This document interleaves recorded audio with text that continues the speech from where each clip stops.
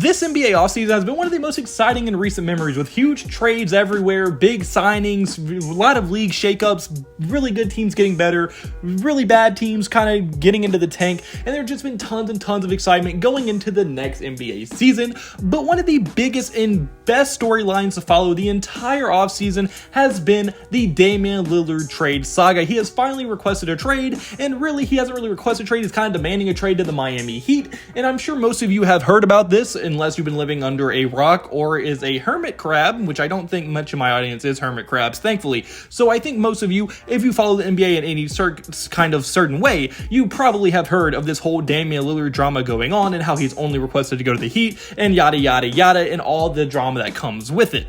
And I want to be getting to why I think if that did happen, it could legitimately break the NBA, and not a lot of people are talking about it. They're more kind of following the drama side of things, but they're not really talking about how cataclysmic this change in the NBA would be and how good the Miami Heat could be. Now don't worry, I'm going to be getting into Portland a little bit as well in this video, but I'm going to be focusing mainly on how I think this could change the NBA in a very significant way. So if that does sound interesting to you, please watch the video all the way through. And without further ado, without running on too much, just get right into this video. Alright, so before I get into actually how I think the Heat would benefit from getting Damian Lillard, let's go over the entire trade package that it would probably look like. And now obviously this is probably not what the exact trade package would look like if he was to get traded to Miami, but I think it would be kind of a skeleton of what it may look like. And what, in my opinion, I think would be a solid trade package would be the Portland Trail Blazers would get Tyler Hero, Duncan Robinson, Jaime Jaquez Jr., Nikola Jovic, and 2 first-round picks, being the 2024 picks and 2028 first-round picks, both unprotected.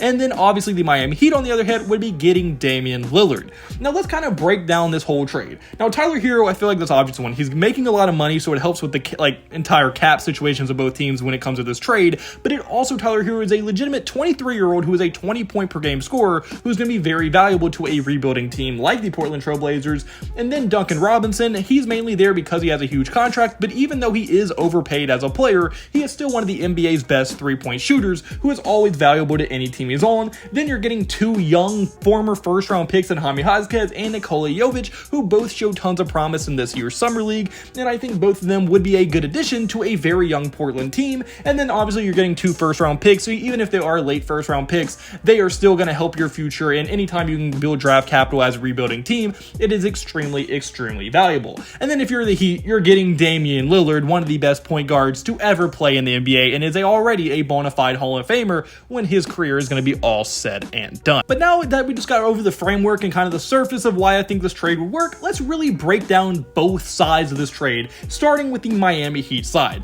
Obviously, they would be forming one of the best big threes in the entire NBA, and in my opinion, that is your best chance of winning a championship. You put together 3 star-level players, and you just build around them with great role players, and if they were able to do this, I think that's exactly what they would have, as Damian Lillard has been at most a top 5 point guard, or at least I should say, a top 5 point guard, basically since he's joined the NBA, and has been one of the best offensive talents in the entire NBA, and let's be honest, for most of his career, he's been looked at as one of the most high-character guys, and now he would be going to one of the most high-character organizations, which is just a perfect match. So I think not only would he be a great addition just due to his talent, I think he's almost a perfect fit for their system and how the Miami Heat like to play as well, and I just think he would fit their culture, which is extremely important for an organization like the Miami Heat. And then on top of that, you have guys like Jimmy Butler, who Jimmy Butler is already one of the most high-character, chip-on-the-shoulder type guys. He's going to play hard every night, and on top of that extreme character that he has, you would also be adding a guy that can go drop 50 points in a playoff game when he needs to, like we saw just last year,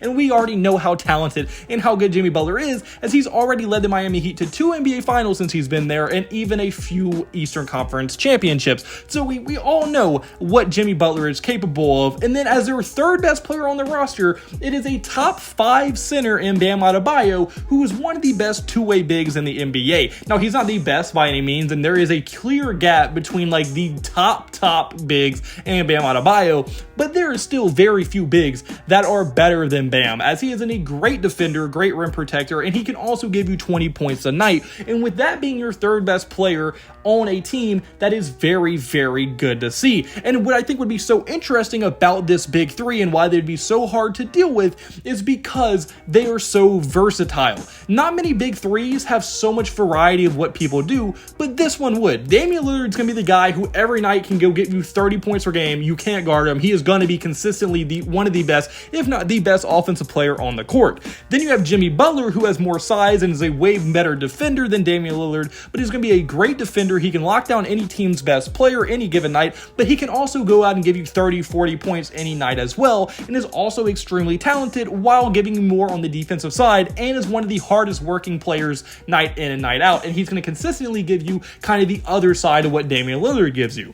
And then you have Bam Adebayo, who does both things at a very high level, is an all-star level player, and is going to be able to play his role at an elite level now that teams have to focus on him even less, because now you can't focus on Bam Adebayo's offensive presence, because now you have to worry about Dame and Jimmy. So now Bam Adebayo is getting a lot more one-on-one looks, and he's going to be having even easier of a time of scoring and just being an overall more impactful player on both sides of the court. And I think that versatility of what they all bring to the table is going to really combine into something extremely, extremely special if they were able to play together. And then on top of having that very good big three, they can still go back and bank on what they always have, which is strength in numbers, as they still have guys like Kevin Love, Kyle Lowry, Josh Richardson, Caleb Martin, and a lot of other solid role players. And I'm sure they're going to find some random bum off the streets and make him into one of the best role players in the NBA, because that's just what the Miami Heat do. They're one of the best run organizations in the entire NBA. So from Pat Riley being a great runner of their organization, and they're probably going to find some diamond in the rough from them already having solid role players, and now they have enough star talent to legitimately beat any of teams in the entire NBA on any given night, they're going to be extremely dangerous. And I don't think any team is ready for how good the Miami Heat could probably be if they were able to add Damian Lillard. But now, even that we just dove into the Miami Heat side and how good I think that it could make them, let's get into what Portland, why they would do it. And I think it makes a lot of sense for them as well. One, Damian Lillard has made it very apparent he wants to leave. Now, yes, he said he will play for them if he is there in training camp, but he's not going to be happy. No one wants to be in that awkward situation. So ideally, they would find a place to trade Damian Lillard, and it looks like right now, one of the only options is the Miami Heat. And this option, although they aren't happy about it, I think is an extremely good option for the Portland Trailblazers, as you're getting a 23-year-old, like I said earlier, who, yes, he's getting paid a lot in Tyler Hero, but he is a 20-point-per-game scorer who's also going to give you 4 assists, 5 rebounds a game on solid efficiency, and he's still super young, and his ceiling is super high on the offensive end, and that is very hard to find in the NBA, a young guy that can score as confidently and at the level Hero can, and he already has so many big game experience, being in 2 NBA finals in his young career and multiple Eastern Conference championships as well. I think that's a lot of experience for as young of a player he is, and he has tons of character playing for Miami. I just think he's going to be a great player going forward, and a lot of people kind of underrate what he could bring to an NBA team that's not the Miami Heat, and I think overall he's a very valuable player. And then you also have guys like Jaime Jaquez, who is this year's 18th overall pick. Now, I'm not the highest on him, but he's going to play hard. He's going to play extremely fundamental. He's going to be a kind of in-your-face type guy, just hard-working type guy. And although I don't think his talent ceiling is that high, effort-wise, he's always going to give you his 100% best, and that is also very valuable in the NBA for role players. And then Nikola Jovic, he has tons of potential as well, as he was last year's 27th pick in the first round. And yes, he was a late first-round pick, but still a first-rounder who has potential. He can kind of be a versatile big. He has good scoring potential, good defense. He's just all around a very solid player. And then even Duncan Robinson, who is probably the worst player, at least the most unexciting player in this trade, he still provides value, being one of the best three-point shooters in the NBA. And on top of that, yes, he has a bad contract, but you only have to pay that for the next 2 years. And let's be honest, you're probably not getting any big name free agents anyway in Portland, especially not in the next 2 years. So what is the point in not taking on this big contract to make this trade happen? Because you're still getting a very valuable role player on top of the fact that he is going to be off the team in the next 2 years, and you're not going to be contending for championships anyway in those next 2 years, so it really won't matter that much in the grand scheme of things. And then on top of that, they're getting just a huge just boost to their rebuild, because they already have guys like Scoot Henderson, Shadion Sharp, Chris Murray, Anthony Simons, players that are young that are going to contribute and make this team really good in the long run.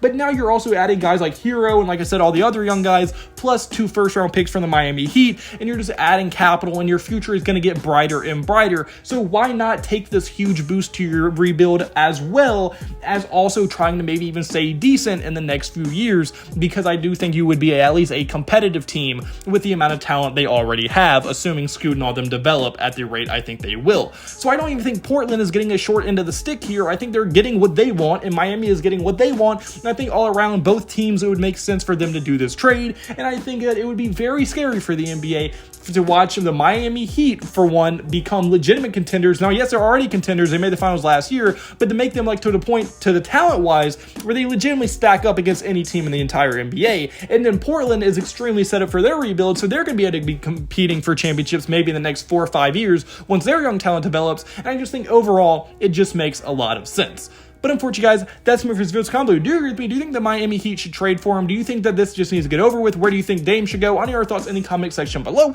And like point, hit like button, and subscribe button. I mean, that's the word to me. And hope you have a blessed day. Could I have a blessed day? So you need a blessed day. All glory to God. See you in the next video. Goodbye. Boo. Blah.